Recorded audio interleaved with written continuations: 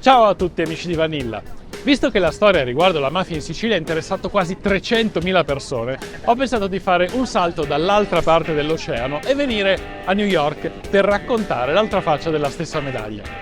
In questo video attraverseremo una parte della città, una parte di Manhattan, Little Italy, Ellis Island, Dumbo, fino ai grattacieli del potere della città.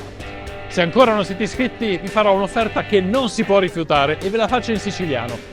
Iscrivetevi, ogni sciarram. Uomo avvisato, mezzo salvato. 10 settembre 1931. Salvatore Maranzano sta aspettando Lucky Luciano nel suo ufficio al 9° piano del New York Central Building e questo qua non sembra, ma è davvero immenso.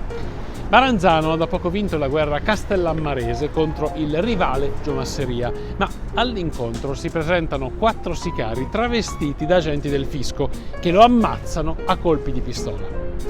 Lucky Luciano, il mandante dell'omicidio e uomo nuovo della mafia newyorkese, decide di rivoluzionare la struttura interna della mafia.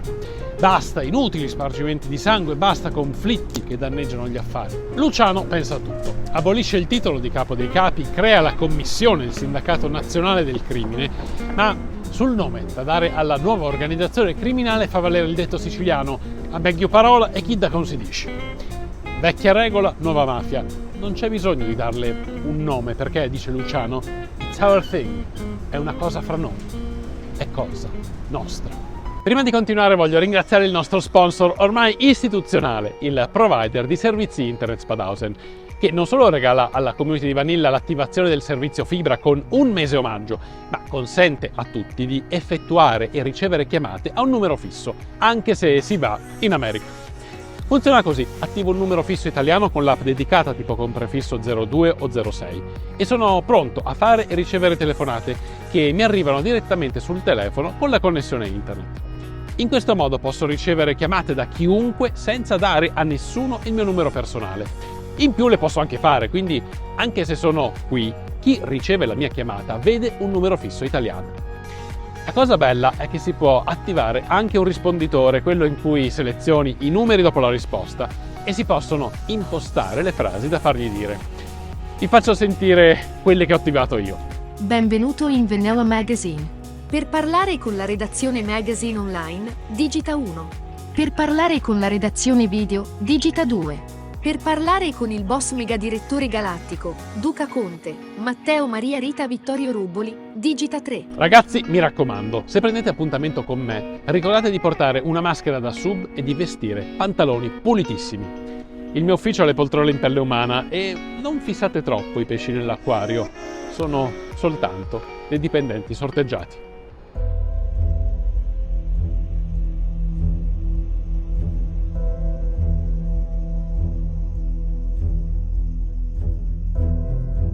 La storia della mafia statunitense inizia nell'Italia della seconda metà dell'Ottocento.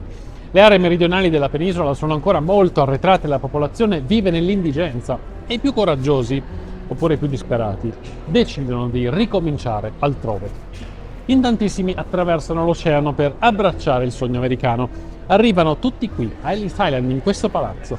E chi sopravvive al viaggio è convinto di aver raggiunto la terra delle grandi opportunità, un paese dove c'è posto per tutti e tutti possono fare fortuna. La verità, però, è un'altra. La maggior parte dei migranti rimane nelle città di New York e New Orleans, ma l'integrazione con le comunità locali è quasi impossibile perché le classi dirigenti sono conservatrici e non vedono di buon occhio i nuovi arrivati. Gli italiani sono spesso un po' scuri di pelle, farfugliano, gesticolano, si vestono trasandati e diventano sinonimo di sporcizia e delinquenza. Sono considerati al pari dei neri, ex schiavi nelle piantagioni di cotone. I migranti non parlano inglese e possono svolgere soltanto dei lavori manuali, quelli più umili, condizione che li spinge a fare ghetto e a isolarsi dagli altri. Qui siamo a Little Italy, che è l'esempio perfetto di questo isolamento, anche se oggi è rimasta soltanto questa via sostanzialmente e il resto è stata quasi tutta mangiata da Chinatown. Si creano così dei quartieri etnici di soli italiani, baraccopoli sovraffollate, dove l'unico modo per sopravvivere è mantenere la propria identità di origine. La criminalità di stampo mafioso nasce proprio da quei migranti siciliani legati a Cosa Nostra che arrivano in America molto spesso per sfuggire a condanne a morte o a procedimenti giudiziari e riprendono le attività malavitose sulla falsariga di quelle che svolgevano in patria. Le file di queste prime cosche italo-americane finiscono per accogliere anche quei connazionali rimasti delusi dal sogno americano, persone oneste che però vedono nella delinquenza l'unico modo per vivere decentemente, seguendo quel sogno americano che era stato promesso al porto di partenza. Iniziano a diffondersi le lettere di scrocco, le intimidazioni e il pizzo, ma almeno per il momento le aree di competenza sono ancora limitate alle singole Little Italy delle diverse città. I primi episodi legati al fenomeno paramafioso riguardano New Orleans, dove sul finire del secolo è in corso una guerra fra le due principali famiglie malavitose della città, i Matranga e i Provenzano. Il capo della polizia locale è l'irlandese David Hennessy, il cui nome è sul libro paga dei Provenzano. I suoi sforzi di porre fine all'escalation di violenza toccano ovviamente solo i Matranga e nella notte fra il 15 e il 16 ottobre del 1890 un gruppo di ignoti gli tende un agguato all'uscita di un saloon. La corsa in ospedale è inutile, ma prima di morire Hennessy riesce a sussurrare questa parola: Degos, un epiteto dispregiativo tipico della xenofobia anti-italiana. La polizia inizia le indagini e si accanisce contro i circa 30.000 abitanti della Little Italy di New Orleans. Dopo una serie di confessioni estorte sotto maltrattamenti, 19 siciliani finiscono in prigione, ma non tutti sono legati ad attività malavitose. Alcuni sono cittadini onesti, la cui unica colpa è quella di essere italiani, e non ci sono prove sufficienti per accusarli dell'omicidio di Hennessy. Il 13 marzo del 1891 i giudici assolvono gli imputati, però l'opinione pubblica non è d'accordo, crede che la mafia abbia corrotto la giuria e 61 cittadini di New Orleans, tutti membri illustri della comunità statunitense, decidono di farsi giustizia da soli. Intorno alle 10 del giorno successivo una folla inferocita armata di fucili Winchester assalta il carcere locale e fa partire un'indiscriminata caccia all'italiano, cella per cella. 11 dei 19 imputati muoiono impiccati o fucilati in quello che passerà alla storia come il linciaggio di New Orleans. Un episodio scaturito dal primo eclatante omicidio di stampo mafioso, quello di David Hennessy, e che avrebbe dovuto testimoniare nel processo contro un membro di spicco dei Matranga.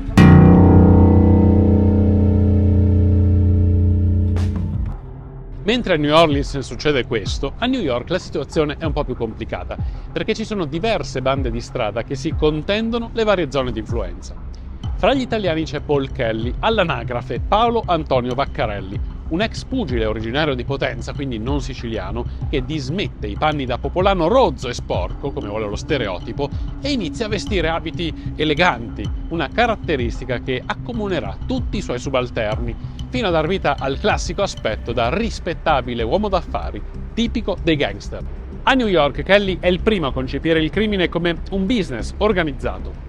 Fonda la famigerata Five Point Gang e apre diverse case di piacere nel West Side di Manhattan, ma nel giro della prostituzione c'è anche la Eastman Gang dell'ebreo Monk Eastman, che invece opera nell'East Side di Manhattan. Le due bande criminali sono entrambi in stretti rapporti con la Tammany Hall, un'organizzazione collegata al Partito Democratico che offre protezione politica dietro l'autocompenso. Nei primi anni del Novecento, Eastman e Kelly iniziano una guerra per il controllo di Manhattan e i membri della Tammany Hall propongono di decidere l'esito con un match di box clandestino. I due boss si affrontano per circa 2 ore, ma l'incontro si conclude con un pareggio e la faida continua fino al 1904, quando Eastman viene arrestato per rapina a mano armata e la Tammany Hall non interviene, decretando quindi la vittoria di Kelly.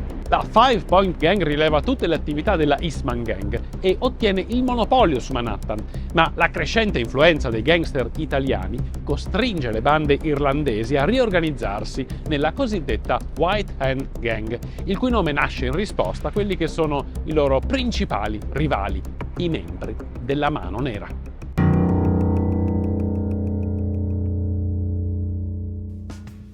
Se quella di Kelly è una piccola realtà criminale composta da italiani, la Mano Nera è un'organizzazione che racchiude diverse bande di strada paramafiose, le cui attività principali sono il pizzo, la falsificazione di banconote e l'estorsione per mezzo di lettere di scrocco, contrassegnate dall'impronta di una mano nera, da cui appunto deriva il nome.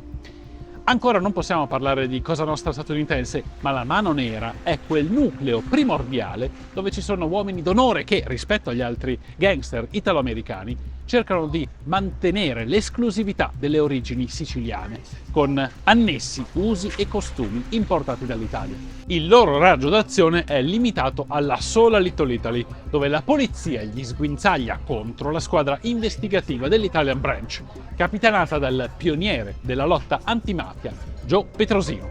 Il tenente newyorkese per anni è la spina nel fianco della Mano Nera, uno zelante uomo di legge che vuole liberare l'America da quelle mele marce che estorcono denaro a suon di intimidazioni. Non fa in tempo a fare troppo. Il 12 marzo del 1909 si trova a Palermo per indagare sui legami fra Mano Nera e Cosa Nostra siciliana e dei sicari lo freddano con 4 colpi di pistola. Dopo la morte di Petrosino, la Mano Nera prospera e continua a rilevare le attività delle bande rivali.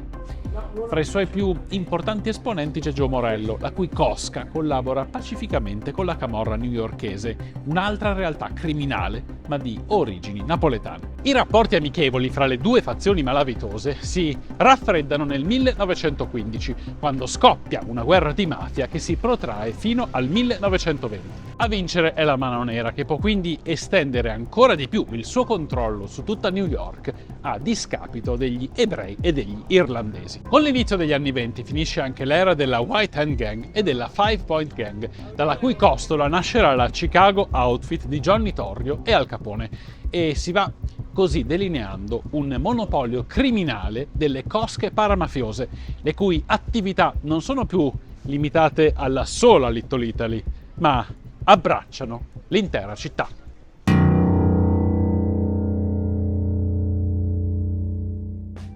Intanto dall'Italia giungono rinforzi preziosi grazie all'involontario intervento di Mussolini, che dà carta bianca al prefetto di ferro Cesare Mori per sgominare la mafia siciliana. La durissima repressione di Mori spinge molti criminali a partire per l'America e a unirsi alla Mano Nera. Uno degli esuli è Salvatore Maranzano, che arriva a New York nel 1927 e nel giro di un anno diventa il boss della cosca appartenuta a Nicolò Schiro. In quegli anni le guerre per il controllo delle zone di influenza sono all'ordine del giorno e fino al 17 gennaio del 1920 è una gara che può gestire una determinata attività in un preciso quartiere newyorkese. Ma l'entrata in vigore del Volstead Act rimescola le carte in tavola e avvia la stagione del proibizionismo. Il divieto di produrre, vendere e trasportare alcolici genera una crescente richiesta del prodotto e dà vita a un nuovo business, in cui le possibilità di guadagno sono tanto grandi che i gangster iniziano una folle corsa al contrabbando.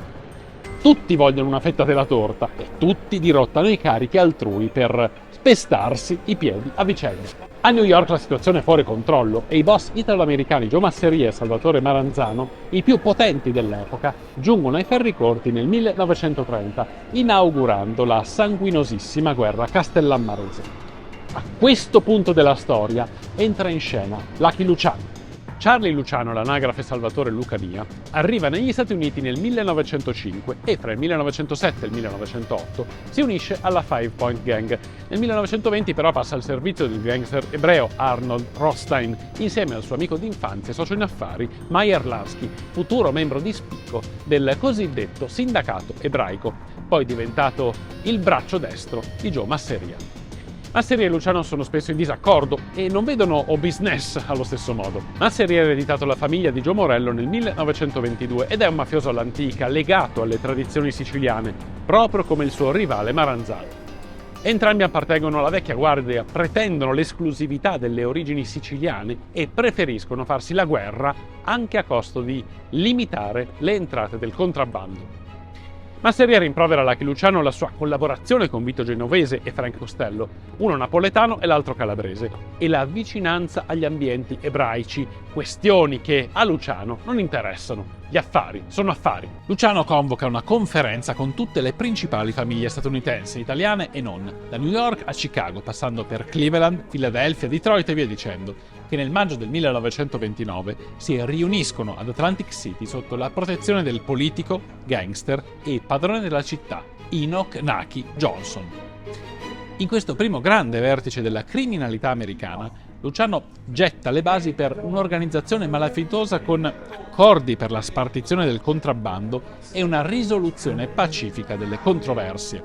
Basta sangue, basta guati per strada. Tutto questo fa male agli affari, dice Luciano, e se vogliamo arricchirci, dobbiamo collaborare.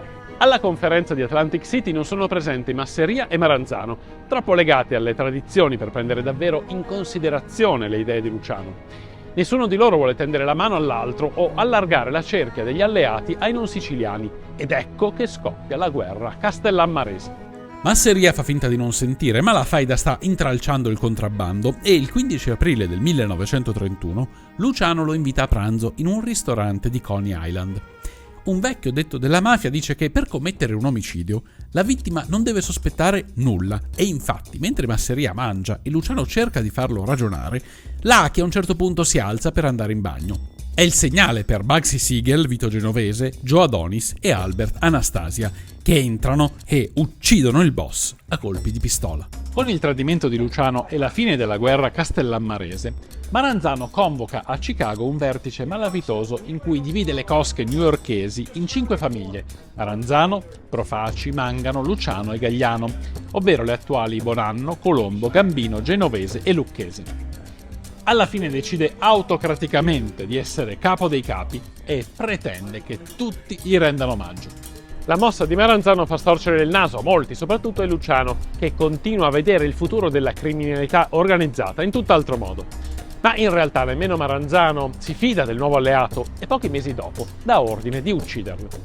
Luciano lo anticipa sul tempo e il 10 settembre del 1931 manda 4 sicari ebrei di Meyer Lansky ad assassinarlo. In teoria adesso è lui il nuovo capo dei capi, ma Luciano preferisce evitare screzi legati all'ambizione personale e abolisce la carica. Non deve esserci più un capo dei capi, lo sostituisce con la Commissione, un organo direttivo che fa capo al Sindacato Nazionale del Crimine, una grande alleanza fra le principali famiglie americane. Si tratta di una sorta di tavola rotonda della malavita dove nessuno è più importante degli altri e tutti sono chiamati a discutere le controversie e decidere un'equa e pacifica gestione del business. Ciascuna famiglia del sindacato, le 5 di New York, la Outfit di Chicago e la famiglia di Buffalo, in rappresentanza delle altre famiglie minori, hanno un boss con dietro una precisa struttura gerarchica, un territorio di competenza da amministrare in totale autonomia e delle regole per non pestarsi i piedi a vicenda. Mai più inutili spargimenti di sangue, niente guerre che danneggino gli altri.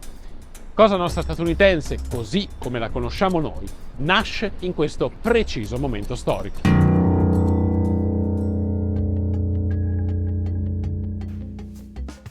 Nel 1933 il proibizionismo finisce, è tempo di reinvestire i capitali, diversificare le fonti di guadagno e infiltrarsi nelle industrie tessili, dei trasporti e dell'edilizia.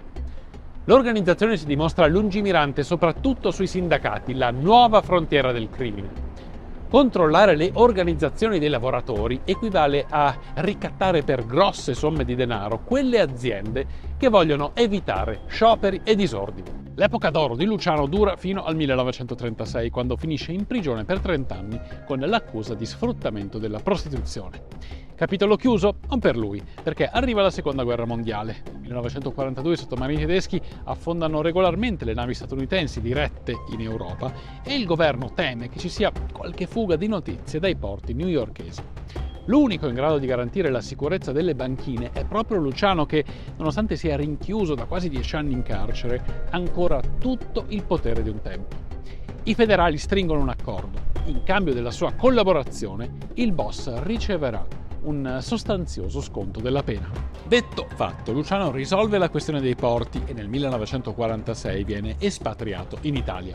È libero, ma ha l'obbligo di non rimettere mai più piede negli Stati Uniti.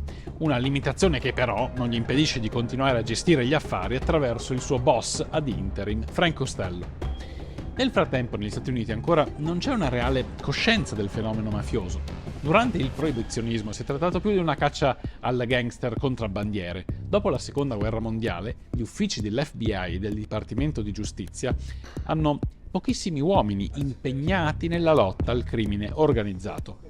Il motivo è che per molti politici federali non c'è nessuna commissione mafiosa e lo stesso J. Edgar Hoover, lo storico capo dell'FBI, arriva a dichiarare: la mafia non esiste. Il governo preferisce fare la guerra ai comunisti, dopotutto siamo nel periodo della guerra fredda e del maccartismo, ma nel 1950 il Senato vuol far luce sul coinvolgimento della malavita negli affari americani e istituisce un apposito comitato.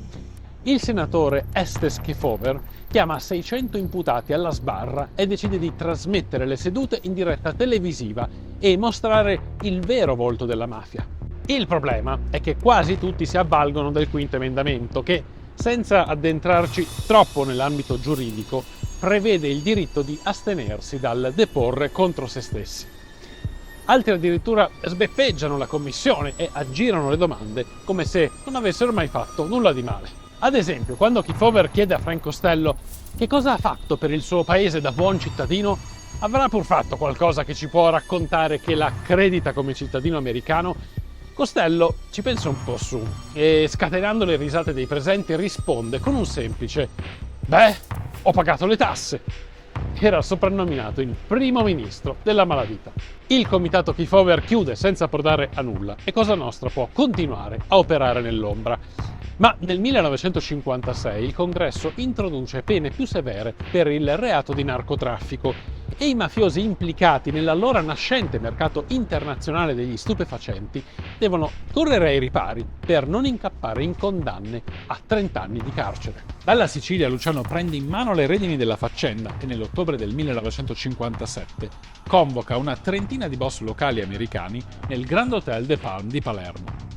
All'ordine del giorno c'è la necessità di riorganizzare il traffico di droga e mandare negli States degli italiani incensurati che, attraverso attività di copertura come pizzerie e altri locali, possono assicurare il prosieguo dello spaccio.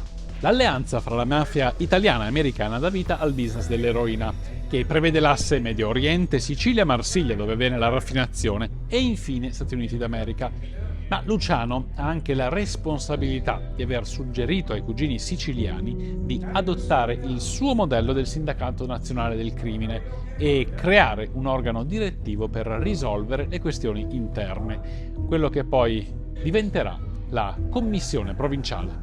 Un mese dopo il meeting di Palermo, la polizia della modesta e tranquillissima cittadina di Apalachine, nella periferia della contea di Tioga, nello stato di New York, nota un insolito passaggio di macchine extra lusso che si stanno dirigendo verso l'enorme villa del boss Joseph Barbara.